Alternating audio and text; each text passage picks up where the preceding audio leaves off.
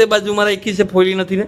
ઓલી દેશી સ્ટાઇલમાં ફોડીને ખાવી છે. દેશી સ્ટાઇલમાં ક્યાં ફ્રેન્ડ્સ ને તો ફોડીને બતાવો, ખબર પડે. તો તમે હસશો એના કરતાં નહીં હસીએ ફ્રેન્ડ્સ ફાઇનલી મેડમ ડુંગળી ફોડે હે.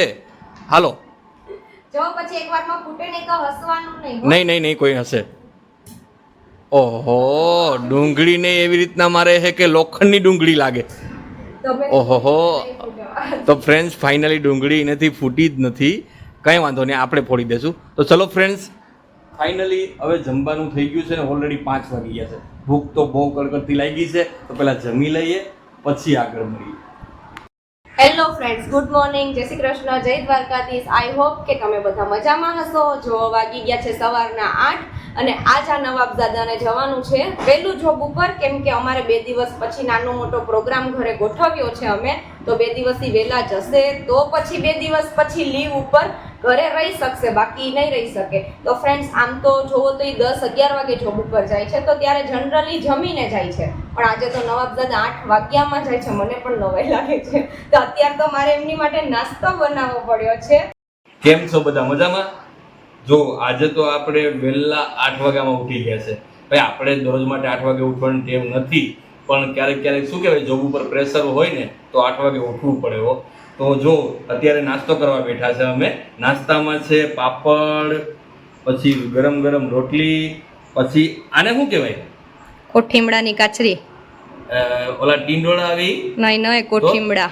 એ આ શેમાં થાય એ તો મને નથી ખબર. ગામડામાં તમે રહો છો ને તમને ખબર નથી? હા, આ ગામડામાં થાય ખરા, પણ આ જે કાકરા વાળો વિસ્તાર હોય અથવા તો કોઈ ખેતર હોય, વાડીનો શેઢો હોય, એમાં આ થાય છે. એટલે એની કાચરી છે. આ કોફી અને મારી ગરમ ચા તો ભરી લઉં. ચા વગર મને મેળ ના આવે ભાઈ, અવારના ચા તો જોઈએ જો. તો ચલો મિત્રો, બધાય નાસ્તો કરવા, હું તો કરું છું.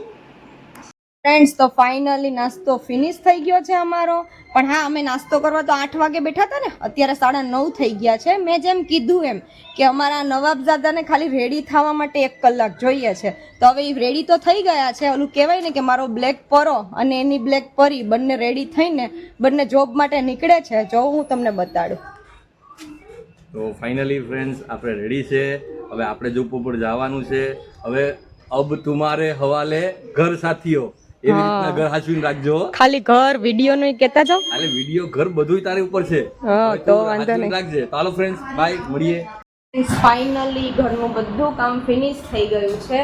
હા, એક રસોઈ બનાવવાની બાકી છે, પણ રસોઈ તો હું એવું વિચારું છું કે થોડી લેટ બનાવું, કેમ કે હજી તો 12 વાગ્યા છે અને ઈ આવશે તો સમથિંગ 3-4 વાગી જશે. તો અત્યારથી રસોઈ બનાવી નાખીશ તો રસોઈ ઠંડી થઈ જશે, પછી જમવાની મજા નહીં આવે.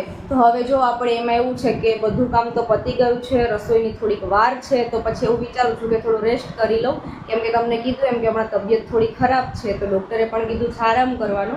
તો એ બાને આપણે 1-2 કલાક આરામ કરી લઈએ. હેલો ફ્રેન્ડ્સ, તો જો ફાઇનલી વાગી ગયા છે બપોરના 2 અને મેં કહેવાય ને થોડો ઘણો આરામ કરી લીધો છે, પણ ત્યાં તો એમનો ફોન આવ્યો કે હું 3 વાગે આવું છું. તો પછી મને એવું થયું કે ચલો ઊભી થઈને રસોઈ બનાવી નાખું, કેમ કે જો પછી 3 વાગે આવે તો શાક સંભારે એવું બધું કરીને રાખીશ, અને એ આવશે પછી કહેશે તો ગરમ રોટલી બનાવી આપીશ, યા તો પછી ગરમ રોટલા, એને જે ખાવું હશે. જો અત્યારે તો હું અડદની દાળ બનાવું છું કે ફ્રેન્ડ્સ, તો ચલો તમારે પણ ખાવી હોય તો ફાઇનલી જોબ ઉપરથી આવી તો ગયો, પણ આવ્યા ભેગું તો મેડમનું મોઢું છે ફૂલેલું છે. હવે ફૂલેલું શું કામ છે, થોડોક અંદાજો તો છે, પણ છતાંય તમને બતાવું. જો કેવી રીતના ફૂલેલું છે. શું થયું તને? મને શું કરવા પૂછો, શું થયું તમને નથી ખબર? પણ થોડોક અંદાજો છે, પણ હવે મને એવું થયું કે તને પૂછી લઉં તો ખ્યાલ આવે. ખબર છે કે સવારે મેં નાસ્તો કર્યો નથી. રેડી કેટલા ગયા? વાગવામાં તો 5 વાગી ગયા. હા, તમે મને શું કીધું તું કેટલા વાગે આવશો? 3 થી 3:30. હવે તમને ખબર છે કે અત્યારે મારે દવા લેવાની હોય. હા, લેવાની છે ને. બપોરની દવા અત્યારે સાંજે 6 વાગે લો. પણ સોરી, ભૂલ થઈ ગઈ કે મારે થોડુંક કામમાં એવું થયું કે 2-4 કામ અડચણમાં આવી ગયા, એના રીઝનથી હું નથી પહોંચી શક્યો, પણ નેક્સ્ટ ટાઈમ પ્રોમિસ પહોંચી જઈશ. સવારે એમ ન કહેવાય ને કે અત્યારે હું નાસ્તો કરીને જઉં છું, બપોર આવીને જમી લઈશ, તો પછી સવારે જમીને જવાય ને, તો હું બપોરની સવારની દવા સાથે લઈ લઉં. હવે અત્યારે 6 વાગે દવા પીવા બેસું. પણ હવે સાંજે લઈ લેજે, ભૂલ થઈ ગઈ, સોરી. ઓય સ્માઇલ તો આપી દે એકવાર. આમ જમવા બેસી જાવ, ચલો જમવાનું પણ ઠરી ગયું. 3 વાગ્યાનું મેં બનાવ્યું જમવાનું, 5 વાગી ગયા. પણ હવે એકવાર સ્માઇલ આપી દો દે. હવે કે સ્માઈલ આપું, જમી લો હવે. હા તો ફ્રેન્ડ્સ ફાઇનલી મેડમ માની ગયા છે, બહુ ગુસ્સો કર્યો નથી. પણ હવે આગળ જોઈએ શું ગુસ્સો કરે. ગુસ્સો કરીને કરી શું લે હે, ખાલી ગુસ્સો જ કરશે, બીજું કંઈ નહીં થાય. પણ જો અત્યારે અમે જમવા બેઠા હે, તમને જમવાનું બતાવું. જમવામાં છે અડદની દાળ, આ પાપડ અડદના, ઓહો અડદની દાળ ને અડદના પાપડ. આ ડુંગળી કાં તે બાજુમાં રાખી છે, ફોડી નથી ને?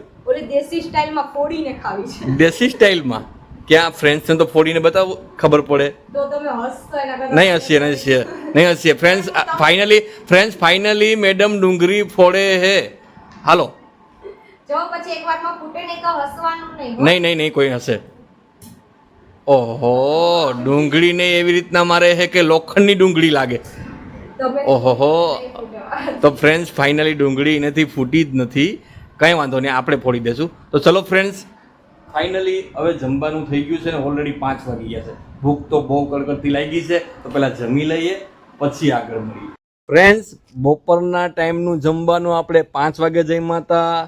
હવે થોડીક વાર આરામ કર્યો, કારણ કે જોબ ઉપરથી થાકી તો ગયા હોય ને. તો અત્યારે વાગી ગયા છે 6:30 અને હમણાં 2 દિવસ પછી તારો બર્થડે આવે છે ને. તો ફાઇનલી ફ્રેન્ડ્સ આનો 2 દિવસમાં બર્થડે આવે છે. તો 2 દિવસના બર્થડેને કારણે આપણે ઘરે નાનો એવો પ્રસંગપાત આપણે બર્થડે ઉજવવાનો છે આનો. તો એના બર્થડેમાં આપણે છે ને એમ કહો ને ફ્રેન્ડ્સ કે નાનું મોટું જમણવાર ને આ તેને બધા નાના મોટા આપણા આજુબાજુના લાગતા વળગતા પરિવારને બધાને કહેવા જઈએ છીએ અત્યારે અમે. તો બધાને આંટો મારી લઈએ, ફરી લઈએ અને બધાને કહી દઈએ કે ભાઈ જમવાનું છે આના બર્થડેના દિવસે. તો કેક તો આપણે નથી કાપતા, કારણ કે જ્યારથી મારા ફાધર એક્સપાયર થઈ ગયા ને ફ્રેન્ડ્સ, ત્યારથી અમે કેક નથી કાપતા. પછી મારો બર્થડે હોય ક્યાં ન હોય, પણ અમે એમના શું કહેવાય આશીર્વાદથી અમે નાના મોટા ધીમે ધીમે આગળ વધીએ છીએ. તો એમના આશીર્વાદથી અમે એવું વિચાર્યું છે કે એમની પાછળ અમે લોકો છે ને દર વર્ષે આના બર્થડેમાં કે મારા બર્થડેમાં અમે નાનું મોટું જમણવાર કરીએ છીએ.